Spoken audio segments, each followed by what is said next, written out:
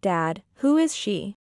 When I checked, my father put his arm around Jenny's shoulder and said happily, "This person is Dad's new wife, so your new mom, Katie. Nice to meet you." So that was his intention. I only have one mom. I won't accept such a person. Then, Katie, you are leaving. My father continued with a smirk. Live with my new mom. If you don't like it, get out. Okay. My casual response surprised both my father and Jenny. They probably never thought I would reply like that. Then I'll get ready to leave. You two can do as you please from here. I said this to my stunned father and Jenny, then went back to my room to pack. Thank you for everything.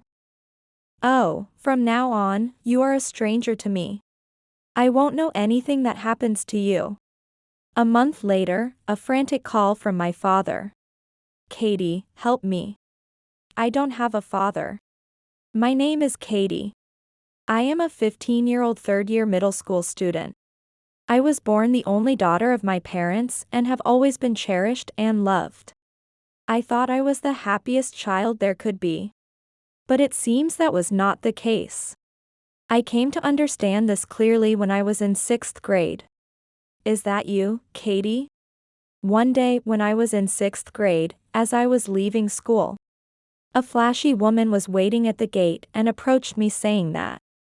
These were the first words I learned from my teacher right after entering elementary school. Don't go. Don't get on. Shout. Run away immediately. Notify someone. I was taught as the first thing to memorize for one's protection. I remembered it immediately after learning it. Oops, did I make you wary? It's okay, I'm a friend of your father, Katie.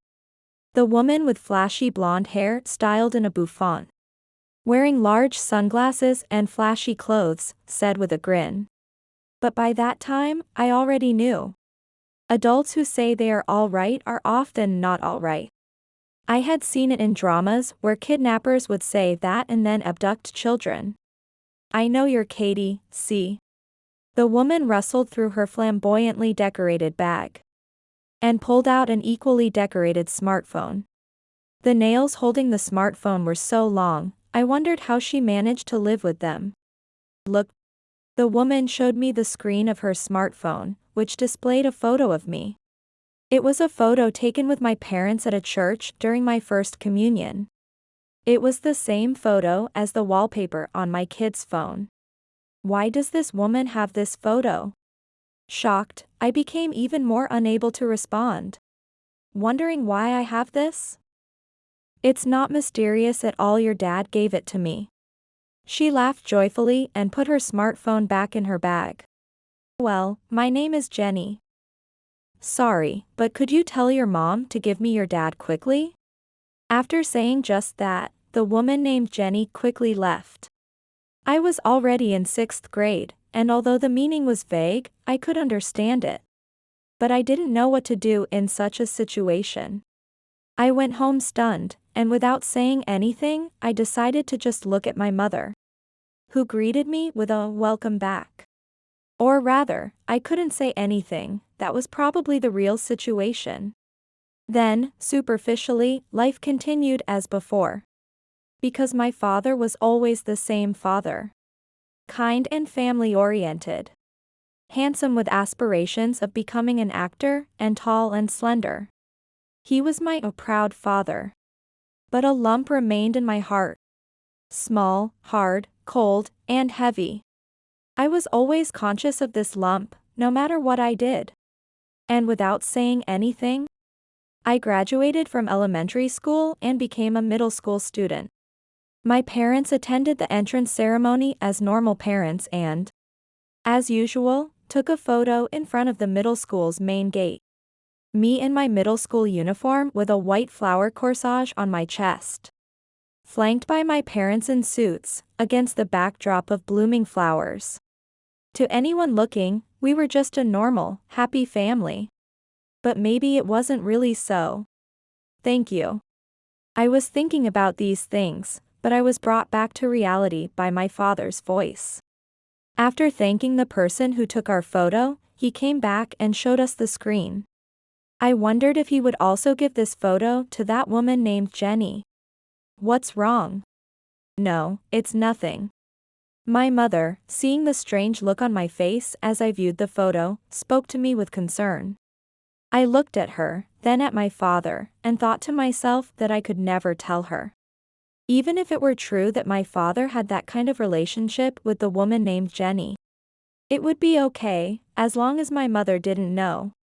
I couldn't say anything about it. What wasn't known didn't happen. Besides, it might all be a lie. Maybe that woman named Jenny just took a fancy to my cool father and said those mean things because of that. Maybe she just got hold of that photo and showed it to me as a prank or to annoy me. I haven't discarded that possibility yet. In fact, I was hoping that was the case. Time passed in silence, and soon after starting middle school, my mother got sick.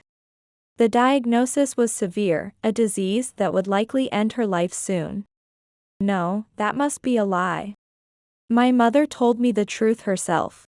No, it's not a lie. Mother won't be able to stay with you much longer. She said this with a weak smile. There's something I want to tell Katie. Yeah. What is it? After I'm gone, I think Katie will face many hardships. I intend to do everything I can so that you can live on your own. My mother made it clear she was preparing me to live on my own. That implied not living with my father, just the two of us. Perhaps empty mother knew something. I thought so, but I couldn't bring myself to ask. My mother seemed to think I knew but deliberately didn't speak of it. That's how it felt. When the time comes, there might be things you dislike. But I want you to trust that everything I did for you. Okay, I understand. That was all I could say. Thank you. She said this happily and hugged me tightly. After that, neither of us said anything more. The three of us, including my father, lived as if nothing had changed. What was different was that over time, my mother gradually grew weaker. She would go in and out of the hospital, and eventually, she couldn't come back home. That was all. As my mother weakened, my father devoted himself to her. When she was hospitalized, he would visit her right after work. When at home, he would come back early to cook and take care of the house. Dad will take care of the house, so Katie, stay by Mom's side. To anyone looking, he was a perfect husband and father. However, his words and expressions seemed somewhat artificial to me. I made soup, how's the taste? Yes, it's delicious. You're always a great cook, Dad. I can't beat Mom's cooking. Get well soon and cook some delicious food again. They were playing the roles of husband and wife as if following a script. I stood beside them, pretending to be a daughter and offering a forced smile to both. I wonder why. I could tell it was all an act. Probably my mother could too. As my father continued his act, my mother and I played along. That was the feeling. Just spending the last days with my mother quietly, as if nothing was wrong. We were just passing the time, acting as a family only for that reason. About 2 years later, when I was in the 3rd year of middle school, my mother passed away. Losing a parent is incredibly sad and painful. Something only those who have experienced it can understand. During the wake and funeral, my father perfectly played the role of a grieving husband. He cried just like me, but his tears seemed hollow. The attendees shed tears for the father and child left behind. But I just watched my father's impressive acting. After the wake and funeral, I was left alone. Those who attended said to persevere with my father, but I had a promise with my mother. From now on, I have to persevere on my own. As expected, my father didn't come home much anymore. Katie is big enough to be okay, on her own now. Sorry, Dad is busy with work. My father said this and left the house, and I spent most of my time alone. I was prepared, but it was still hard. I had thought that he might consider his daughter a little after my mother was gone. I really wanted someone to be close to me. There's no use thinking about it. At 15, you're both an adult and a child. Thus, I got used to lonely days, and the day after the month memorial service, an incident occurred. It was a Saturday. I was alone at home on a school holiday, but there was a noisy commotion outside the house. First, get all the unnecessary items out. After cleaning up, bring in the stuff from here. My father was loudly instructing many people. What's going on? What are you doing with Mom's things? To my surprise, people who had entered the house were trying to take away my mother's belongings. Stop. Don't take those away. I stood in the doorway, blocking the people trying to move the items. They were probably movers. They all looked troubled as they looked at me. The movers were just doing the job they were asked to do. I knew that, but who had asked them to do this job? Dad. Why are you taking Mom's stuff? Mom is no longer here, right? So, no one is here to use those tools. That's why we are having them taken away. I made myself as big as possible again, blocking the entrance so nothing could be moved out. No. What are you going to do with it? Things that can be sold will be sold, and things that cannot be will be disposed of. My father said this seemingly with enjoyment. Don't take it. Those are Mom's bridal dowry.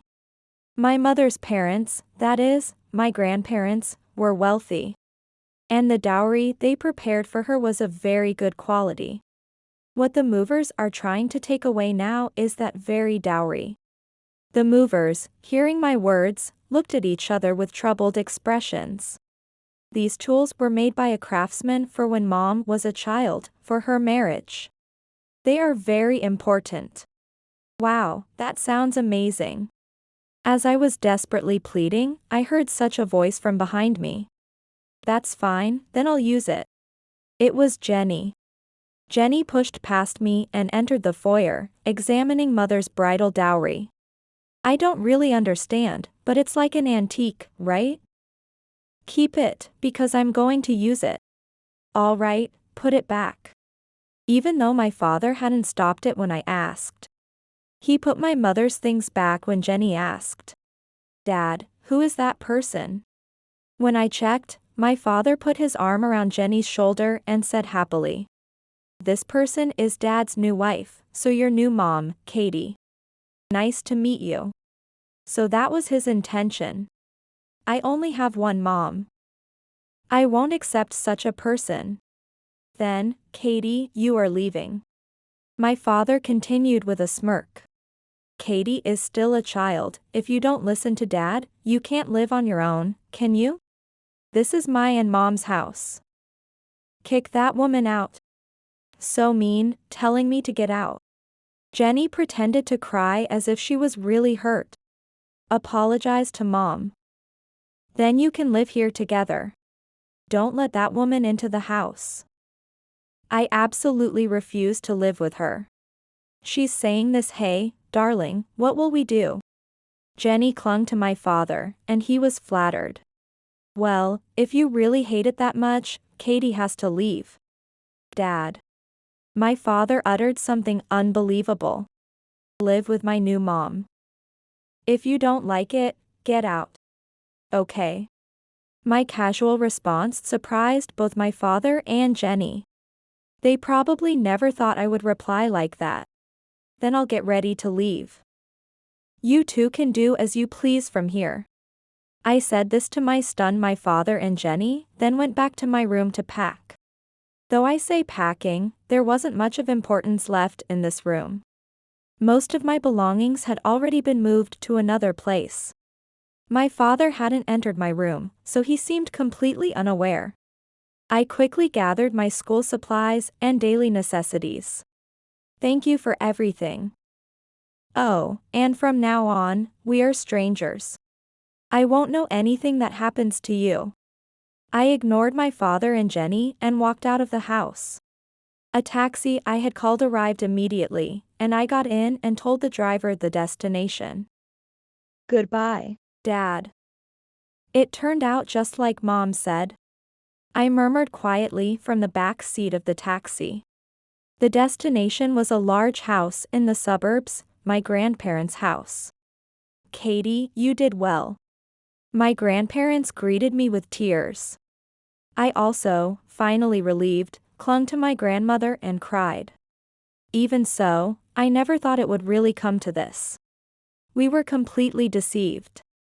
He had always been playing the good husband and father. My grandparents said this regretfully, but I was fine because I already knew. Mom knew. That's why she did everything she could. My mother knew that my father had a mistress. Maybe she even knew that Jenny was approaching me. My mother never said a word to me about it. Perhaps if she hadn't gotten sick, she would still be playing the role of a good wife to my father, just superficially. But when she knew she was ill, my mother decided. She prepared everything thinking of what would happen to me after she was gone. One of those things was to first handle all household chores. I had often helped my mother from a young age. And we cooked together from when I was in elementary school. My mother taught me her recipes, and I could make most of what she cooked. In the year before she passed away, she taught me everything she could. So, even though my father didn't return, and I lived alone, I wasn't inconvenienced in that respect. I could do laundry and cleaning. After my mother passed away and my father didn't return, I took care of myself in that house. It was all thanks to what my mother had taught me. Another thing my mother did. Its effects became apparent a while later. A month after I left the house I grew up in, I received a frantic call from my father. I thought it had come, but I ignored it. If I answered on the first call, it wouldn't be fun.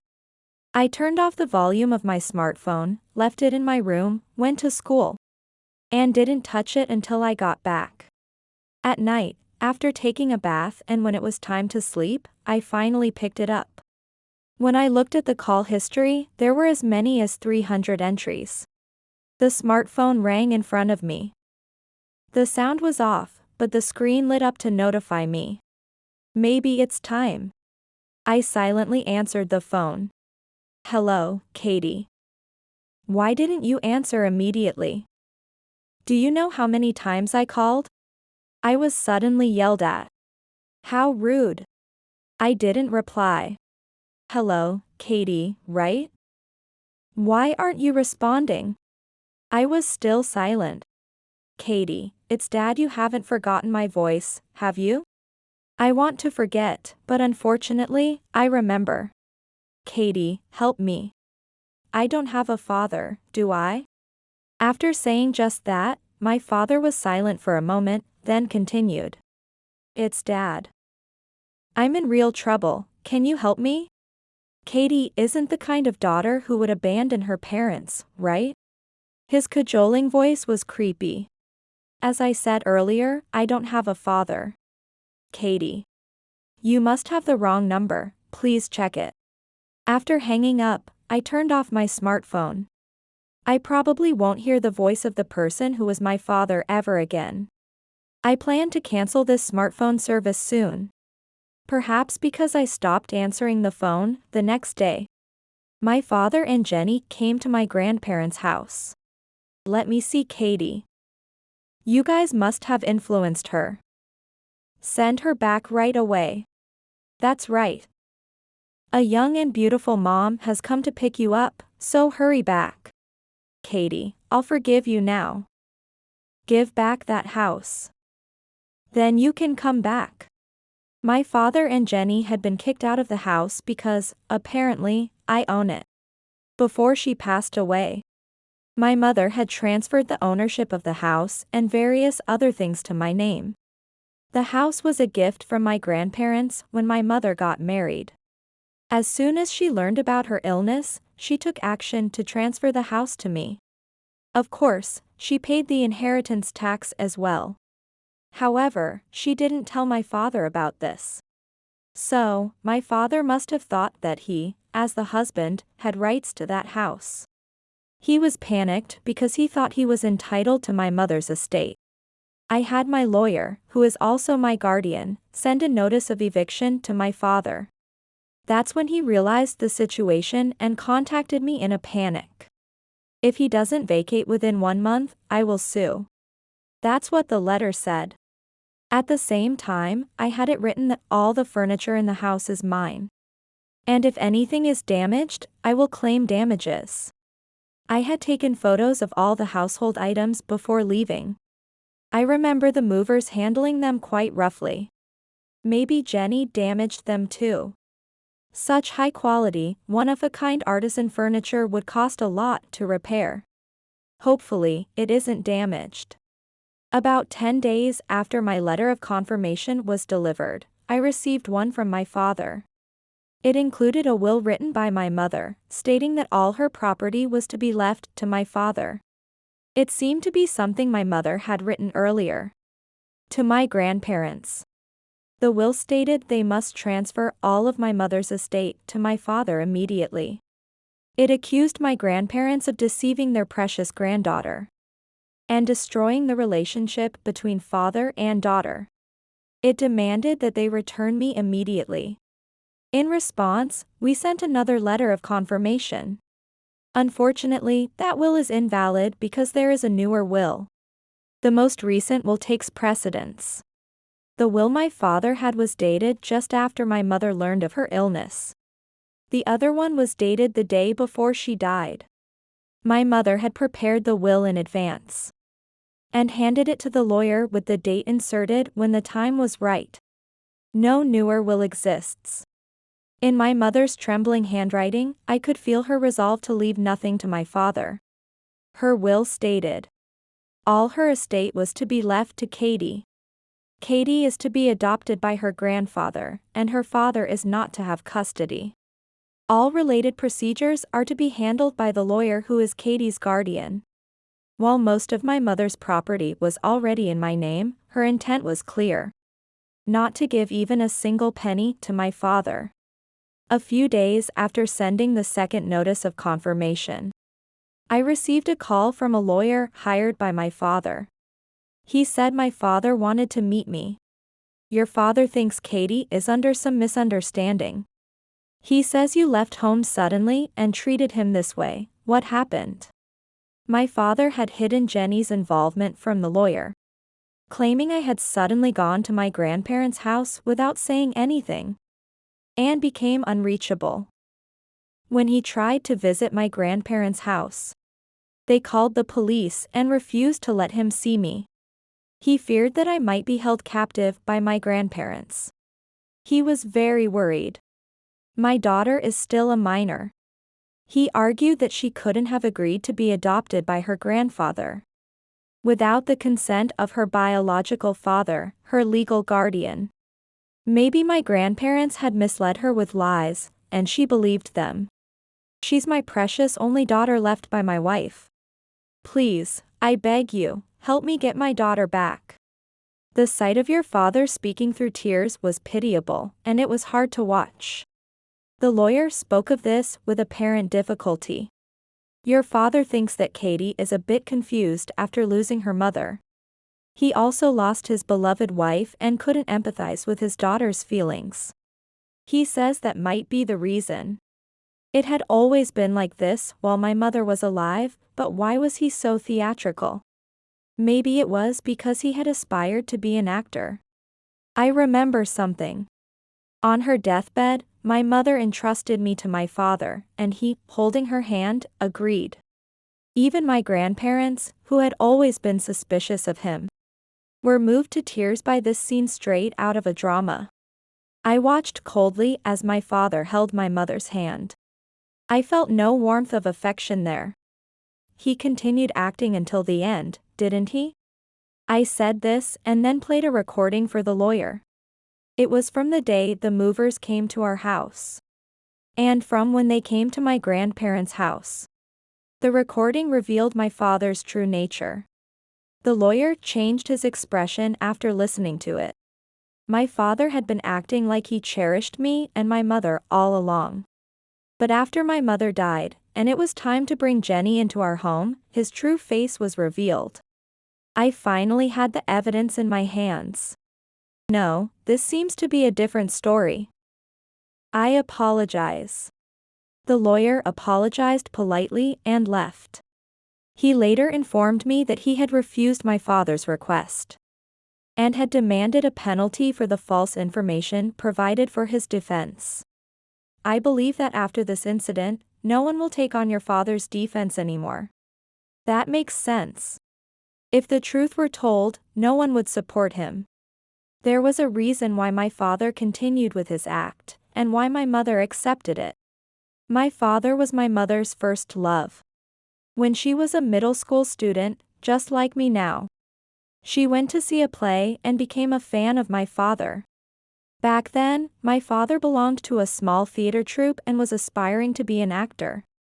During her fan activities, my mother fell in love with him and they started dating.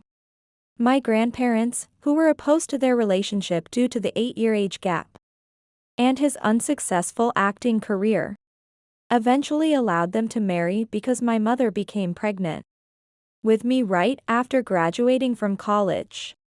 One condition of their marriage was that my father would take my mother's surname. My mother was the only daughter of a big company's CEO. Upon marrying, my father quit acting and joined a subsidiary of my grandfather's company. Since then, my grandfather had always been watching my father. I always thought I couldn't trust him. Yes, he always seemed a bit dishonest to me. But seeing him at the hospital, it seemed like he truly loved Mom and Katie. Though my father never became a successful actor, he was very good at deceiving us. Even I would have continued to think he was a wonderful father if I hadn't met Jenny. He really is a good actor, isn't he? But then, how did Mom realize? As I wondered this, my grandmother showed me a letter from my mother. It was a letter entrusted to the lawyer, to be given to my grandparents after her death. From the time she married, my mother gradually began to distrust my father. Although she had loved him so much before, after I was conceived, she began to feel that his behavior was deceitful. Perhaps it was a mother's intuition. She became curious and started investigating, and found out that my father had several other women. Being handsome, he had many fans who supported him financially, just like my mother had. Still, my mother tried to believe that out of many, he had chosen her. However, she eventually learned from others that he had said, "I snagged the CEO's daughter. I'll eventually become the boss. I don't love her, but since she has money, I'll take good care of her." It turns out that from the time he was a fan favorite, he had seen my mother as nothing more than a cash cow. It was a shock when she learned this, but she still tried to believe that once they had a child, they could be happy as a family. After I was born, my father became a seemingly great father on the surface. Everyone else was deceived. But my mother carried both the desire to believe him and the suspicion that she couldn't. She regularly checked around him. Then Jenny came into the picture. Jenny was an employee at a nightclub my father frequented. She believed he was the son and successor of a major company's CEO and became his mistress. But in reality, my father was not my grandfather's son but his son-in-law. She didn't know that when she approached me. Jenny thought she could take my mother's place if she stepped back. My father and Jenny gave up and left that house. Even though the fact of their infidelity had come to light, my mother was no longer there to file charges. They have nothing more to lose, nothing more to pay. They seem to think they have nothing to worry about. But I can file charges. I made sure they knew that. Jenny had approached me back when I was in elementary school. The act of the mistress actively preventing custody with malice. Simply put, it's possible to demand compensation for a mistress's attempt to take a parent away from a small child. That day, Jenny threatened me to inform my mother of her existence and pressured her to break up. I told them I would sue for that act. Jenny denied it. But an investigator I had hired happened to encounter the scene and filmed evidence of it. Jenny begged me not to sue because she apologized, but I did not relent. As a result of the lawsuit, Jenny's actions became widely known. And she could no longer work at the club where she was employed. While some people cause various problems, it seems her customers completely left after hearing she had done such a thing to a child. The club where my father met Jenny was quite upscale. Such places value their reputation above all. They can't afford to employ someone like Jenny. The club asked Jenny to resign. Jenny, in trouble, said she would sue me for defamation, but I just responded, "Please do. There's nothing for me to worry about if she sues." In fact, Jenny might be the one to worry. Thinking this, she ultimately didn't sue and left the club. She probably won't be able to work at such a high-end place anymore. My lawsuit is still ongoing. Even if I win the lawsuit, I won't get much money, but money is not the objective. I won't let go, I'm determined to fight to the end. And now, my father can no longer stay at the company. Originally, he got the job through my grandfather's connections. And since he was the son-in-law, he was expected to be the successor.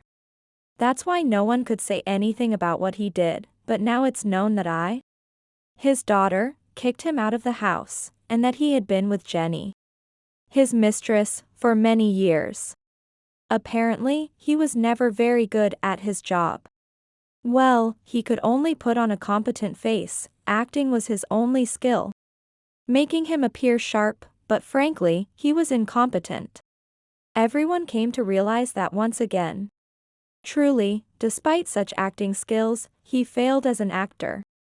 Which shows that the entertainment industry is not just about talent. Those called stars must have something my father lacked, perhaps an aura. Anyway, since my father's true nature was revealed, the dissatisfaction of those who had been enduring came pouring out.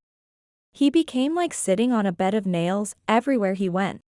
Viewed with disdain not just by his colleagues but also by clients. His decent looks had garnered him favorable treatment from female employees. But now, even they looked at him with contempt. He stayed low for a while at the company but eventually left due to the discomfort. Now, he seems to be living in a small apartment with Jenny. He has asked for help several times, but we are now strangers, and more so, strangers I detest. I have no obligation to help him. Oh, and indeed, Jenny had damaged my mother's bridal dowry. When I demanded compensation, thinking it would trouble them to face further lawsuits, they paid in full. They might have used my father's severance pay or savings. They might even be in debt. But such matters are of no concern to me. I clearly stated it before, they should handle their own affairs. I have officially become my grandfather's adopted child. Although my name hasn't changed, only my family registry connection has. From high school onwards, I'm set to study abroad and prepare as my grandfather's successor. Losing my mother was very sad and lonely. I still cry when I remember her. But I can't cry forever. My mother probably knew that a day like this would come. Hence she made sure I learned several languages so I wouldn't struggle abroad. She truly raised me to be able to live on my own, anywhere. I feel that deeply. I am just starting to walk toward my bright future. To meet my mother's expectations, I want to absorb various things abroad. And I am determined to meet someone who truly loves me from the bottom of their heart. In this respect, Mom was a negative example, huh? When I said that, it felt as if my mother in the photograph smiled a little sheepishly.